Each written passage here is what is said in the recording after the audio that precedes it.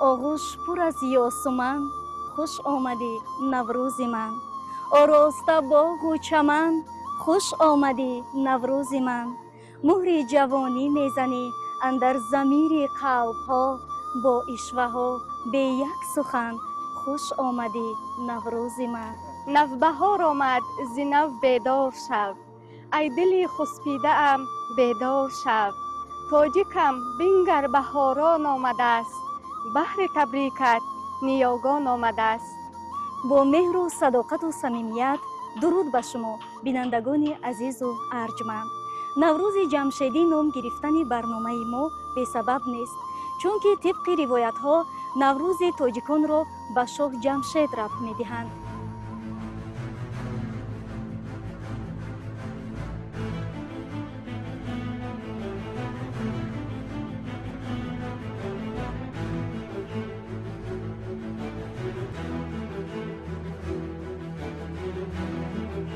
طوری از سرچشمه‌های تاریخی و فرهنگی برمی‌آید جشن نوروز هنوز در حد کوروش کبیر و سلطنتی دارای بزرگ در تالارهای پرحشمت تخت جمشید از جمله قصر بر هوای صدستون با اشتراک طبقه‌های گوناگون جامعه در سطح دولتی زیاده از یک هفته برگزار شده.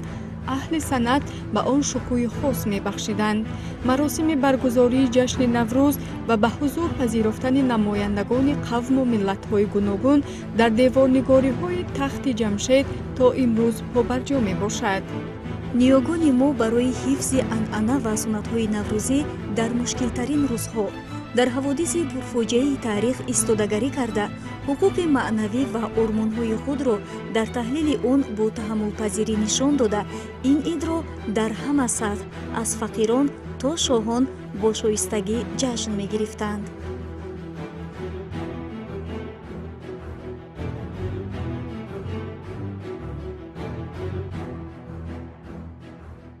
من مستوره با دوگانه‌ام آمینه تصمیم گرفتیم امروز درباره این عید اجدادی، این عید زنده‌شوی طبیعت، این جشن سرشوی سال از گوشه و کنار سرزمین نوروزیمان به شما حکایه نماییم.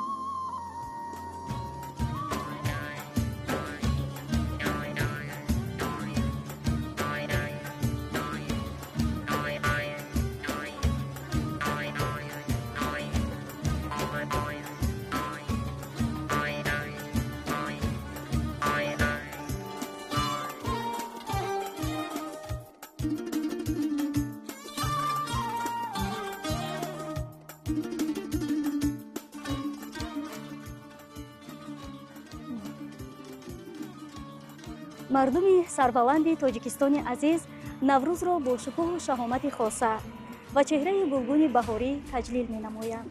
صدای باوقار نوروز اندر قله‌های بلند بدخشان صدا می دهد و از مسکن زیبا منظر خوتلان بوی چپاتی می آورد. آره، از هر یک قطره آب صاف دریای سیحون سرزمین چکیده های نوروزی برق میزنند و آوازه نوروز از نفحت گل و گیاه های رشتان زمین به مشام می رسد. چشم گل هوا شد، شیوه مرغان شیوا شد، فصل شادی ها شد، غنچه دل ها افشا شد. نوروزی عالم به شرافت و سعادت اهدا شد، ای بنی آدم زی محبت احیا شد.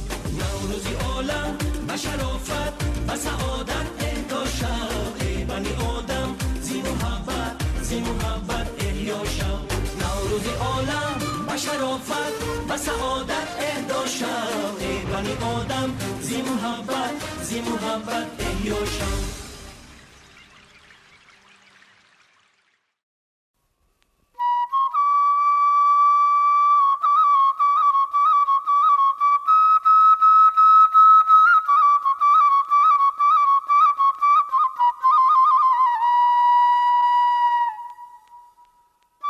Binguli lola, bulbul banola, boronu jola, omad az bahor. مستوره Labay, چرا یک باره خواستی که موی سرت را بافم مگر این خیلی خوشو نبود؟ me fikr mekunam mo'yi bofta behtar va zebotar ast va medoni Omina, яке аз анъанаҳои хуби наврӯзӣ ин бофтани мӯи сар аст.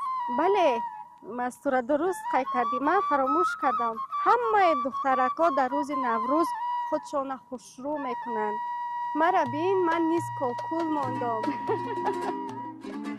بزم گل در چمن نوروز است دور گل گل فکن نوروز است تا بگردون سخن نوروز است تاجیکستان وطن نوروز است روی نوروز رسد از همه در بوی نوروز رسد از همه در پیراهن نوروز است تاجیکستان وطن نوروز است نام نوروز و نسب نوروز است اسم هر بختالبان نوروز است فصل ارمان شکن نوروز است تاجیکستان وطن نوروز است سبز کن پشته و صحرای وطن سبزپوش است همه جای وطن سبز جان در بدن نوروز است تاجیکستان وطن نوروز است. Omina, لبک дар Бадахшон чӣ гуна анъанаҳои наврӯзӣ ҳастанд? در بدخشان بسیار عنعنه‌های نوروزی هستند لیکن میدونی مستوره از همه معمولشان این خانه تکانی کلاغزغز یا خود طلب آماده نمودن هر گونه طعام‌های ملی دایره باز و برپا نمودن هر گونه بازی‌های ورزشی میباشند. خонатакунӣ дар Бадахшон чӣ гуна сурат мегирад? بیا خوبتر می شود که مستوره خانه تکانی را طریق نوار تماشا میکنیم و همین گونه به بینندگان نیز نشان میدهیم. фикри хуб, биё ҳамин тавр мекунем. اینا ин қадар хушрӯ ташаккури зиёду гонаҷона дидӣ кокул боз дигар аст кокули худамон беҳтар аст. بله واقعا زیبنده است.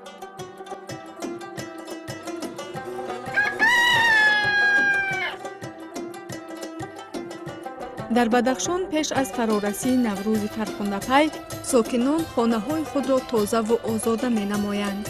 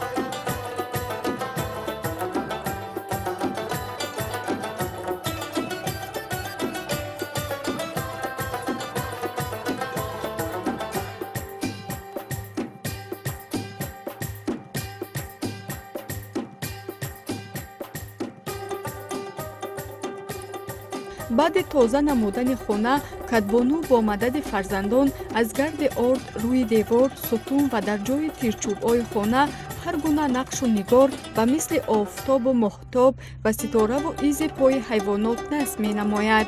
албатта ҳар як аз ин нақшҳо маъное доранд ва эътиқоду боварии мардумро ба ашёву ҳодисаҳои табиат ифода мекунад.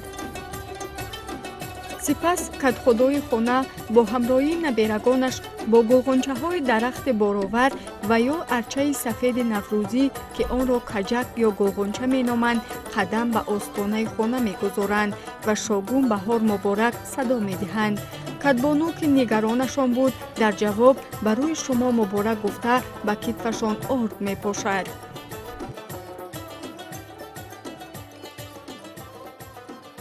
фикр мекунам ҳамин анъана дар тамоми минтақаҳои кишварамон ҳастанд, дида мешаванд, вале аз рӯи баъзе махсусиятҳо аз ҳам фарқ мекунанд ва номашон низ шояд гуногун бошад. Масалан, ҳамин анъанаро дар минтақаи хатлон хонабаророн меноманд. хонабаророн? Бале. аз рӯи мазмун монандӣ доранд. Чӣ гуна будааст хонабаророн? биё инро низ тариқи навор ҳам худамон мебинем ва ҳам ба бинандаҳо нишон медиҳем. бисёр хуб мешавад.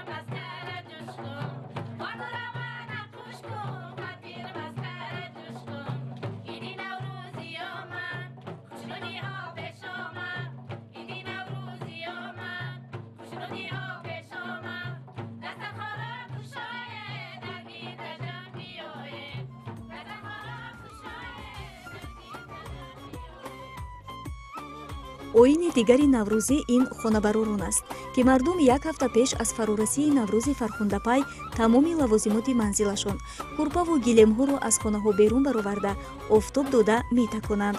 хонаҳоро тозаву озода намуда хушбӯй мекунанд, то дар хона ягон чизи ношуста намонад, зеро хонаву дари тоза рамзи соли наву бахту иқболи нав аст.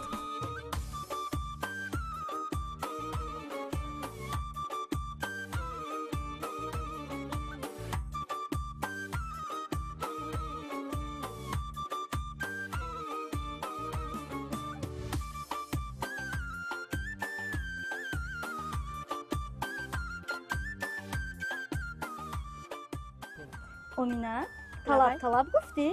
بله. چی گونه انعانه هست؟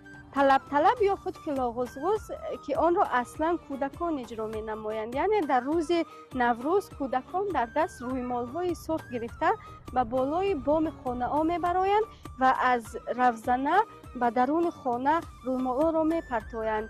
در این لحظه آنها یگان سرود ویژه را قرائت می نمایند و صاحب خانه زن به درون رویمالشان یگان شیرینی یا چیزی را که طلب می نمایند در آنجا می اندازد و همین گونه آنها را گسیل می نماید. نوروز شد و لالای خوشتر برآمد، بلبل به تماشای دخوچم برآمد، مرغان هوا جمله داد و یک بار مرغی دل من از قفسی تن برآمد. برای شما مبارک.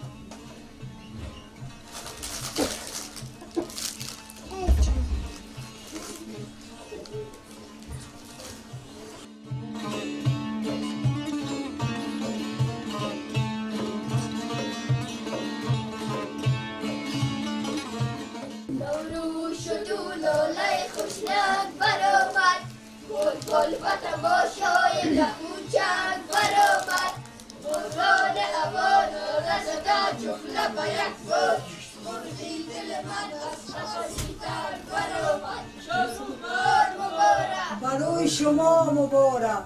این همون انعانه گلگردانی است که چگونه بود است او انعانه؟ این انعانه نیز گلگردانی نام دارد و از جانب کودکان اجرا می شود. کودکان یک هفته قبل از نوروز در دست گل‌های بهاری، مثلا گل سیاه‌گوشون که بوی چچک گرفته، شعرهای بهاری قرائت نموده به خانه ها می درآیند و صاحب خانه ها رو با آمدن بهار با فرورسی نوروز شادباش می گویند. صاحب خانه ها گل ها رو از دست آنها گرفته بر عوضش به آنها، یعنی به کودکان گلگردان، نگون تحفه هدیه می نمایند.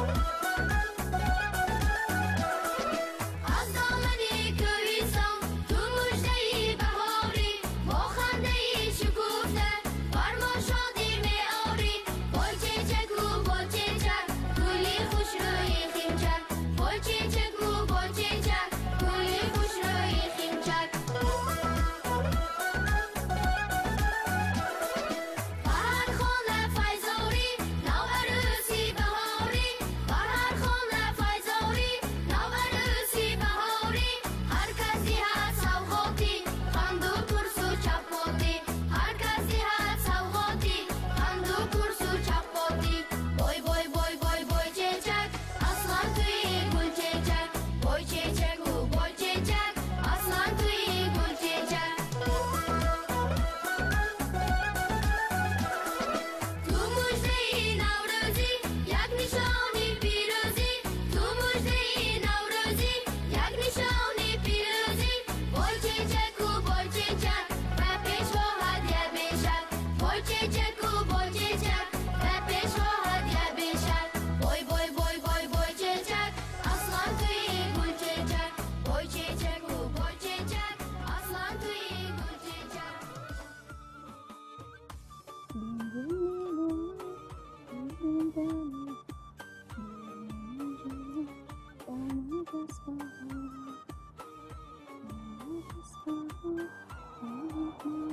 مستوره بابا. علفا رو چیکار میکنی؟ میخواهم بعد از برنامه به خانه رفته یک طعام نوروزی آش بریده آماده کنم. برای این به من همین گونه علفهای بهاری لازم میشوند. ها آش بریده بسیار خوراک با لذت و سرغذا است. در بدخشان نیز این خوراک را آماده می سازند، لیکن طرز تیار نمودن وی در بدخشان کمی تفاوت دارد. تو میدانی طرز تیار نمودن آن را؟ البته میدونم. کمی نقل کن. بیا بهترش این رو در نوار تماشا میکنیم و برای بیننده ها نیز نشان میدهیم. بسیار فکر عجیب.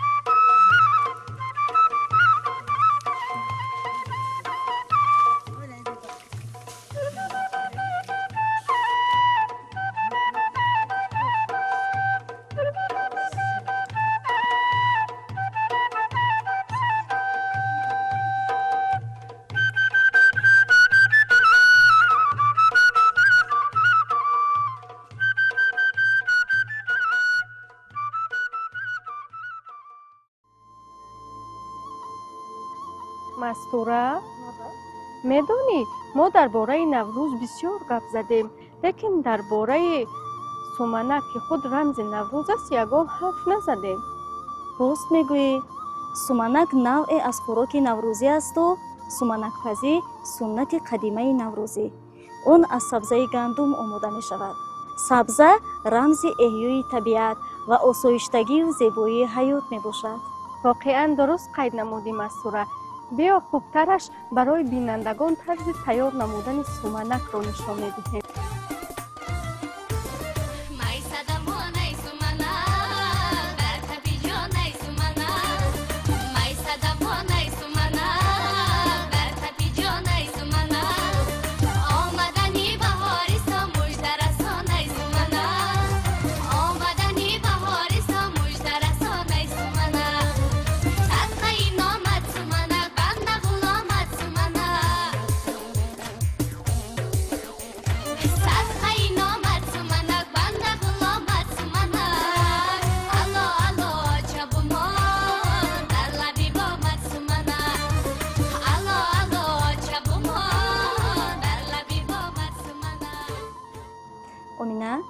میدونی که یک بخش جالبی جشن نوروز ما رو بازی‌های ورزشی سنتی تشکیل می‌دهد.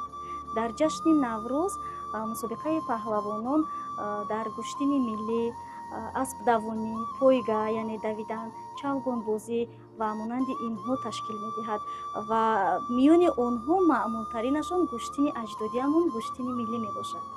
بله مستوره، واقعا درست قید نمودی. گشتین ملی اجدادی ما با شرافت اساسگذار صلح و وحدت ملی پیشوای ملت پرزیدنت جمهوری تاجیکستان محترم امامعلی رحمان جهانی گردید و خوشبختانه در جمهوری همان اولین مراتبه چمپیونات جهان عاید به گشتین ملی برگزار گردید که در آن چندین ورزشکاران از مناطق‌های گوناگون جهان شرکت ورزیدند و بین هم قوه آزمایی نمودند. نگفته نماند که در همین ایام در کشورمون گشتین ملی مخصوصاً اوج میگیرد. در تمام گوشه و کنار مسابقه ها میان پهلوانان برگزار کرده می شود.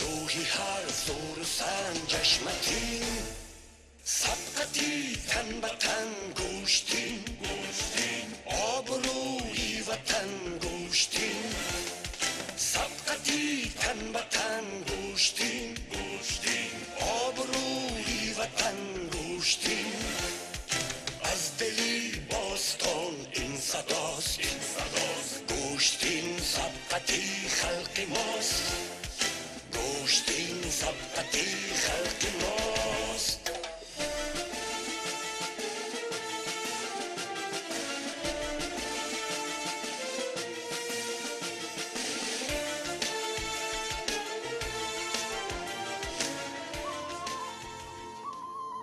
امینا میدانی فکر میکنم در واقع بسیار مردمی با فرهنگ و خوشبختیم، زیرا مردمی صمیمی، دوراندیش و قهرمانانی با اور و ناموس داریم که در هر دور و زمان برای احیا و حفظ تمدنمون جان خود را نثار کردند. نوروز عالم افروز نیز از قرنهای طولانی در ایجادیات ادیبانمون موضوع مهم را در بر میگرفت. در آثار پرغناوت مولانا بلخی، سینا، شاهنامه بیزوال فردوسی، نوروزنامه عمر خیام و دیگران درباره آثار و عنعنه‌های نوروزی بسیار معلومات‌های عجیب درج گردیدند و امروز در دوران صاحب استقلالی مملکت نیز از جانب اساسگذار صلح و وحدت ملی پیشوای ملت پرزیدنت جمهوری تاجیکستان محترم امامعلی رحمان رسم و آیین‌های نوروزی از نو همه احیا گردیدند. محض با شرافت پرزیدنت مملکت نوروز باستانی ما جهانی گردید و باعث افتخار ما تاجیکان است. امروز نوروز را در تمام جهان میدانند و آن را اعتراف می نمایند. با سعی و تلاش و زحمت و کوشش بیش از 6 ساله ما و دستگیری دیگر کشورهای حوزه تمدن نوروز، این آیین واقعا مردمی ما که تاریخی بیش از 6000 ساله دارد جهانی گردید و ما امروز افتخار میکنیم که جشن باستانی مردم ما نوروز مقام بین المللی را صاحب گردیده. در تمام دنیا امروز با یک حرف میزن: نوروز مبارک باشد.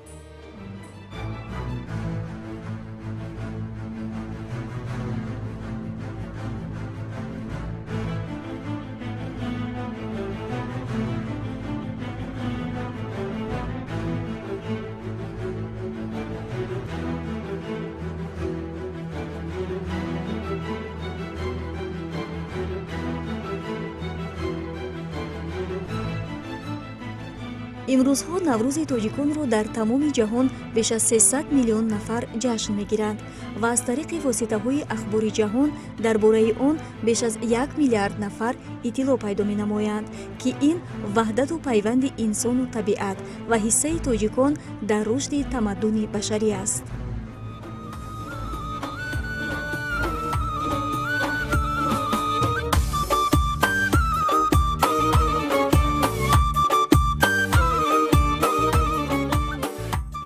آزادگیست در جان نوروز تاجیکستان، شاداب فیض و احسان نوروز تاجیکستان، پیراهه محبت پیرایه سعادت در پیکر هر انسان نوروز تاجیکستان. خلاصه در جشن بزرگ نوروز در تمام گوشه و کنار سرزمین بهشتیمون پیک و شکوه علایده این جشن عکس و صدا می‌دهد. شاگون بهار مبارک، برای شما مبارک، نوروز وطن مبارک، به همه مبارک.